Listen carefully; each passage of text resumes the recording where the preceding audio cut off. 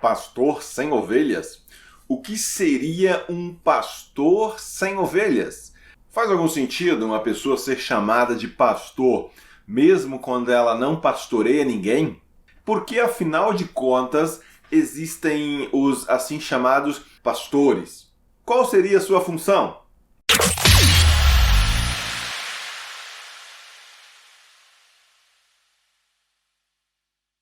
O que é um pastor? O que faz um pastor? Bem, esta é uma pergunta que receberia respostas bem diferentes, dependendo da época e também do contexto onde ela fosse feita. Num contexto cristão evangélico agora, como nós temos no Brasil atualmente, a palavra pastor remete imediatamente a uma espécie de líder, de pregador de uma igreja, de uma congregação local. Mas a realidade é que a origem da palavra, ela não está na igreja. Vejamos, por exemplo, a passagem bíblica de 1 Samuel, capítulo 16. Ali nós temos o relato de como Deus enviou Samuel até a casa de um homem chamado Jessé, na cidade de Belém. O objetivo de Deus com essa missão de Samuel era identificar um homem que Deus queria tornar rei sobre o povo de Israel. Depois de examinar já 7 dos filhos de Jessé, nenhum parecia ser o escolhido de Deus. Não vendo mais ninguém por ali, Samuel então perguntou a Jessé: "Estes são todos os filhos que você tem?" Jessé respondeu: "Ainda tenho o caçula, mas ele está cuidando das ovelhas." Samuel disse: "Traga-o aqui." Se você conhece a história, sabe que nós estamos falando de Davi. Davi, que viria a se tornar o rei Davi, aquele que derrubou o gigante Golias. O que Davi estava fazendo quando Deus o chamou para ser rei sobre Israel? Ele estava no campo, cuidando de ovelhas. Ele era um pastor de ovelhas. Não, Davi, ele não está liderando uma igreja. Ele não estava pregando em algum templo ou numa conferência. Ele estava no campo, literalmente pastoreando ovelhas, esses animais que produzem lã e também fornecem carne para alimento. Vejamos mais um exemplo, agora do Novo Testamento. Naqueles dias, quando Jesus Cristo nasceu lá em Belém, havia personagens que costumam ser lembrados pelas igrejas, especialmente nas celebrações de Natal. Temos o rei Herodes, os reis magos José, Maria, e no Evangelho de Lucas vemos também um grupo de pessoas que recebeu a visita nada mais nada menos do que de um anjo. Quem seriam estes que foram avisados sobre o nascimento de Jesus por um anjo? Veja Lucas capítulo 2, verso 8. Havia pastores que estavam nos campos próximos e durante a noite tomavam conta de seus rebanhos. E aconteceu que um anjo do Senhor apareceu-lhes. Quem nunca ouviu e até cantou aquela famosa canção que diz: "Quero ir com os pastores e render a Deus louvores"? Pois é, essas pessoas anônimas, simples trabalhadoras do campo, receberam o privilégio bem ali, na mesma região onde séculos antes também viveu a família de Jessé e o próprio rei Davi, de serem comunicados a respeito do evento que mudaria a história. Eles foram visitados por anjo. Não eram homens que ostentavam cargos importantes, títulos pomposos, que se vestiam com roupas sacerdotais. Não. Curioso pensar que Deus não enviou o anjo para anunciar Jesus ao sumo sacerdote, quem sabe aos escribas ou aos fariseus. Estes sim, sempre muito ocupados com as coisas religiosas, com as leis, com as coisas do templo. E por que não? Ora, porque eles conheciam as escrituras, as profecias, ou seja, eles deveriam ser aqueles que, melhores do que qualquer outros, reconheceriam o Messias, mas a realidade da antiga Palestina era o que nós poderíamos chamar de pastoril em muitos aspectos. A palavra pastor, portanto, ela surge dessa singela atividade envolvendo cuidado de animais herbívoros. A origem da palavra pastor vem de apacentar. Apacentar é levar o animal ao campo para que ele possa pastar, mas na época especialmente envolvia cuidado e vigilância. O pastor, além de levar os animais, especialmente ovelhas, para pastar, também os conduzia para onde podiam encontrar água e assim matar a sua sede. Os protegia contra ataques de animais ferozes. Temos aí um grupo de palavras que fornece o significado original da palavra pastor: pasto, pastar, apacentar, pastorear. Enfim, cuidar do rebanho. Como então esta palavra passou a ser utilizada pelos cristãos? E por quê? A mesma Bíblia que nos revela paisagens bucólicas, campos de animais, pescadores e pastores, nos ajuda a entender isso. Um daqueles textos que certamente é dos mais famosos em toda a Bíblia, nós encontramos no livro dos Salmos, lá no Antigo Testamento. O Senhor é o meu pastor, nada me faltará. Ele me faz repousar em pastos verdejantes. Leva-me para junto das águas de descanso, refrigera minha alma, guia-me pelas veredas da justiça por amor do seu nome. Ainda que eu ande pelo vale da sombra da morte, não temerei mal nenhum, porque tu estás comigo. O teu bordão e o teu cajado me consolam. Você sabe quem é o autor deste salmo? Isso mesmo, Davi, o filho de Jessé, que foi chamado por Deus enquanto apacentava as ovelhas da sua família. Veja que a palavra pastor não tem qualquer relação com uma pessoa especial à frente de um público para pregar para elas. Não tem nada a ver com um título ou status especial envolvendo instituições, ordenações ou cargos.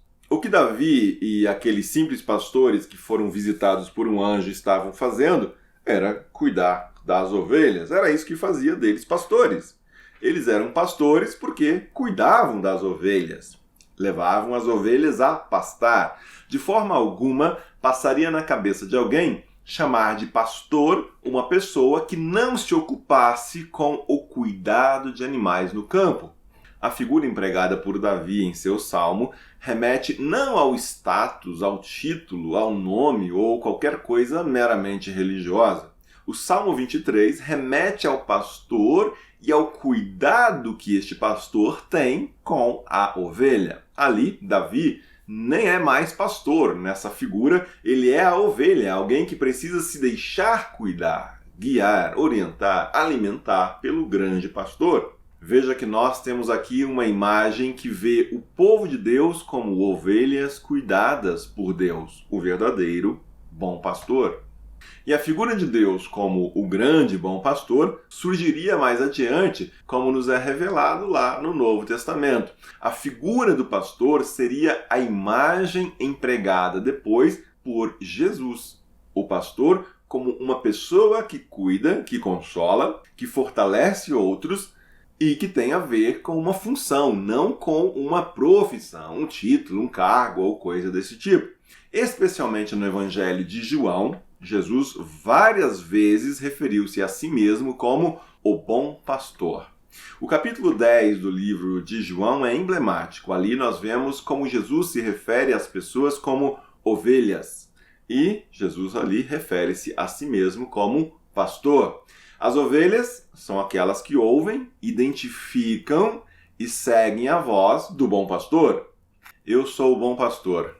Conheço as minhas ovelhas e elas me conhecem.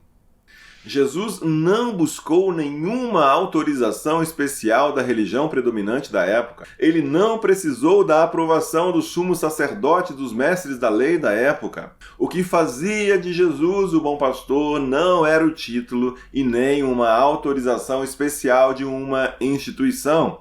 O que era então? O que fazia de Jesus o bom pastor?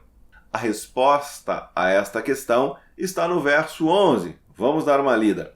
Eu sou o bom pastor dá a sua vida pelas ovelhas. Assim como os humildes pastores do campo gastavam seus dias e as suas vidas cuidando das ovelhas, inclusive arriscando-se com animais ferozes, Jesus deixa claro que o bom pastor se doa por suas ovelhas. O foco está na função, naquilo que o pastor investe a sua vida e não em meros títulos, cargos ou funções burocráticas e distante das pessoas. Quem gostava dessa pompa, das vestes especiais, dos títulos, dos ordenamentos, eram os fariseus, os hipócritas, os profissionais da religião. Aqueles que sim, deveriam pastorear, mas que não tinham mais tempo e nem disposição para isso, ocupados, que estavam em atender a outros interesses. E Jesus também falou desses pastores sem ovelhas. Pastores que não têm verdadeiro interesse em cuidar e apacentar, mas que têm interesse somente em explorar a lã e a carne das ovelhas. Estão de olho apenas no lucro que as ovelhas podem dar. Jesus alerta a respeito daqueles que se apresentam como pastores, mas não passam de ladrões, de impostores, de assaltantes, de mercenários que não têm qualquer interesse genuíno no cuidado das ovelhas. O assalariado não é o pastor a quem as ovelhas pertencem. Assim, quando vê que o lobo vem, abandona as ovelhas e foge. Então o lobo ataca o rebanho e o dispersa. Ele foge porque é assalariado e não se importa com as ovelhas. Jesus está dizendo que aquele que não é pastor pela função, ou seja, que não é pastor por vocação, mas tão somente por profissão e pelo salário, este não tem nenhum compromisso com o cuidado das ovelhas. Na primeira oportunidade, ele seguirá adiante, irá explorar outros pastos, procurará outros cargos, se mudará para onde tem melhor salário, melhores condições de vida e assim por diante. Sua prioridade não é o cuidado com as ovelhas, mas sim a sua carreira, o seu conforto, o seu nível de vida, a sua fama, o sucesso pessoal, a estabilidade financeira e etc. Esse tipo de pastor apenas usa o rebanho e as ovelhas para benefício próprio. Veja que aqui em João 10, Jesus se apresenta como sendo ele mesmo o grande, o único, o bom pastor. Mas como então outras pessoas, à frente de comunidades de fé, vieram também a ser chamadas de pastor? Sim, existem diversas passagens bíblicas que confirmam que Jesus é o bom, o supremo, o grande pastor. Textos em Mateus, Hebreus, 1 Pedro e assim por diante. Em Apocalipse 7:17, ali Jesus é apresentado tanto como cordeiro como pastor, as duas coisas. Mas fica ainda a pergunta, como surgiram os pastores à frente de igrejas? De onde vem a indicação de que aqueles que lideram comunidades, grupos de cristãos, deveriam também serem chamadas ou reconhecidas como pastores? Existem textos que indicam que o próprio Jesus esperava que entre o seu povo, na igreja, houvesse aqueles que exercessem a função de cuidar, de apacentar, de se importar. É conhecida a passagem que registra a conversa de Jesus com Pedro. Pedro, aquele que havia negado a Jesus, aquele que tinha negado Jesus por 3 vezes. Ali, nesse texto, Jesus, por 3 vezes, pergunta agora a Pedro: Pedro, você me ama? Precisamos ler o texto, me acompanhe. Depois de comerem, Jesus perguntou a Simão Pedro: Simão, filho de João, você me ama realmente mais do que estes? Disse ele: Sim, Senhor, tu sabes que te amo.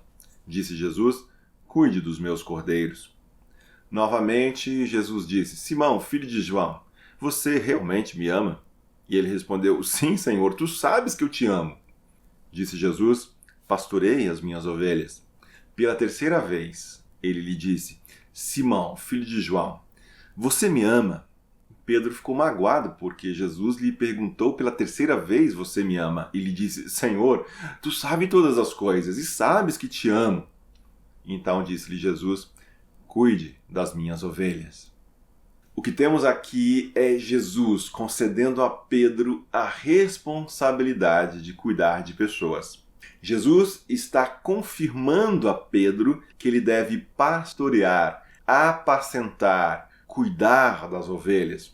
Fica muito claro também que esta é uma tarefa que só pode ser desempenhada por alguém que sinceramente ama a Jesus. O pastor precisa ser confrontado com a pergunta de Jesus: Você me ama? Curiosamente, esta é uma pergunta que praticamente não acompanha as bancas, as comissões ou comitês de avaliação de jovens que se candidatam ao ministério pastoral. Mas sim, o verdadeiro pastorado é um chamado, uma vocação, uma capacitação de Deus para o serviço na Igreja de Jesus. O apóstolo Paulo sabia disso e escreveu que Deus designou alguns para apóstolos, outros para profetas, outros para evangelistas e outros para pastores e mestres. Num sermão de despedida aos presbíteros da igreja de Éfeso, Paulo diz ainda o seguinte: cuidem vocês mesmos e de todo o rebanho sobre o qual o Espírito Santo os colocou como bispos para pastorearem a igreja de Deus que ele comprou com o seu próprio sangue. Vejam a ênfase na ação, na função, no ato de pastorear, muito mais importante do que um mero título. Também Pedro, aquele que recebeu de Jesus a incumbência de pastorear, ele escreve: pastoreiem o rebanho de Deus que está aos seus cuidados. Olhem por ele, não por obrigação, mas de livre vontade, como Deus quer. Não façam isso por ganância, mas com o desejo de servir. O que nós temos, então, é que o único e verdadeiro bom pastor, o cabeça da igreja, é Jesus Cristo. No entanto, precisamos considerar que ele também chama pessoas, vocaciona pessoas para atuarem na sua igreja, cuidando, como verdadeiros pastores, daqueles que confessam sua fé em Jesus. Nesse contexto, é importante destacar que esses líderes, esses pastores chamados por Cristo, não passam também de ovelhas frágeis, pessoas com as suas limitações, que precisam igualmente de cuidado. E assim, precisamos tratar ainda de uma importante questão: de onde vem, como nasce, como identificar a vocação do pastor? Como é que eu sei que Deus está me chamando para pastorear? Como alguém sabe que Deus pode estar chamando, vocacionando alguém para o pastorado? Penso que essa é uma pergunta que nós podemos responder, especialmente partindo aí com base, em duas passagens bíblicas. Uma delas nós já citamos antes, é o confronto de Pedro com a pergunta de Jesus: você me ama? Veja, ninguém pode ser pastor, um verdadeiro cuidador do rebanho de Cristo, sem amar a Cristo. É desse amor, desse relacionamento com Jesus Cristo, que a pessoa começará a obter o discernimento necessário para identificar a sua vocação. Outro texto bíblico é uma passagem registrada no Evangelho de Mateus. Jesus ia passando por todas as cidades e povoados, ensinando nas sinagogas, pregando as boas novas do reino e curando todas as enfermidades e doenças. Ao ver as multidões, teve compaixão delas, porque estavam aflitas e desamparadas como ovelhas sem pastor. Então disse aos seus discípulos: a seara é grande, mas os trabalhadores são poucos. Peçam, pois, ao Senhor da seara que envie trabalhadores para a sua seara. O verdadeiro pastor ama o bom pastor e sente compaixão pelas vidas que sofrem e que se perdem, assim como Cristo teve compaixão das multidões aflitas e desamparadas. Esse é, digamos assim, o sentimento que guia o verdadeiro pastor: compaixão. Qual é a dor que você identifica no mundo e que também dói em você? Você saberá que Deus o está chamando para pastorear a partir dessas duas perguntas: você me ama? Você ama a Jesus Cristo? E o que desperta a sua compaixão? Se pastor é quem apacenta, quem cuida, quem orienta, então existem muitas pessoas que poderíamos tranquilamente chamar de pastores. Mesmo que nunca tenham feito uma faculdade de teologia, mesmo que nunca tenham sido ordenadas, mesmo sem o reconhecimento de uma instituição, mesmo sem nunca terem vestido uma roupa sacerdotal diferenciada, mesmo distante das estruturas de poder e dos esquemas religiosos. E ao mesmo tempo, há muitas pessoas também que gostam de ser chamadas de pastores, mas que ostentam somente o título, porque na realidade não cuidam, não apacentam, não orientam ninguém. São pessoas que gostam de se apresentar como pastores, mas na realidade estão envolvidas com contas, com números, com gestão, com burocracias, com negociatas, com esquemas políticos, com ONGs, com qualquer outra coisa, menos o cuidado direto e imediato de pessoas. Sim, existem muitos pastores sem ovelhas por aí. Muitos que estão ocupados em fazer e reforçar os cercados do pasto. Muitos que não veem a hora de contabilizar o lucro da venda da lã. Muitos que esperam os relatórios, os demonstrativos a respeito do aumento ou da diminuição do rebanho. São pastores sem ovelhas. Ocupam-se em oprimir os verdadeiros pastores. Criam leis, fazem exigências, agem como verdadeiros patrões dos verdadeiros pastores. Exigem resultados. Foram os pastores sem ovelhas que entregaram Jesus para ser crucificado. Aqueles pastores que não colocam as ovelhas em primeiro lugar. Eles acreditam estarem ocupados com coisas mais importantes. Gostam de frequentar eventos, gostam de posar em cerimônias representativas, orgulham-se de desfilar em cortejos religiosos com suas roupas diferenciadas, acham que podem falar pelas ovelhas que eles sequer pastoreiam, adoram elogios e tapinhas nas costas, gostam de serem vistas na presença de autoridades, de pessoas importantes.